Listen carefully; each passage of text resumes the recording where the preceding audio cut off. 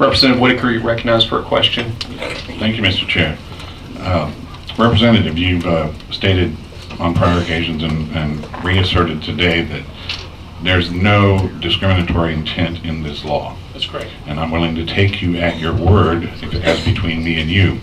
But when it comes to our written law, I would like it spelled out in the law. Would you have an objection to a non-discrimination disclaimer in your bill? The issue is the question of discrimination. We would have to find some way to define that, because essentially you are discriminating when you choose a hamburger instead of a pizza. So what you're going to have to do is you're going to have to decide what you mean by discrimination. If that means that that you can force somebody who has deeply held religious beliefs to engage in some activity that violates their deeply held religious beliefs, and that the state has the right to force them into doing it, well, I can't say that I do agree with that, and that would have to.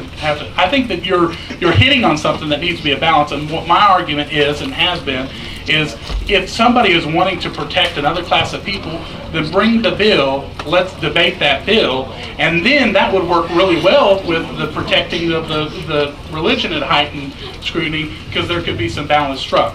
And that would be my argument, is that instead of trying to do it with this bill that does something altogether different, bring the bill, let's debate that bill and the effects of that bill.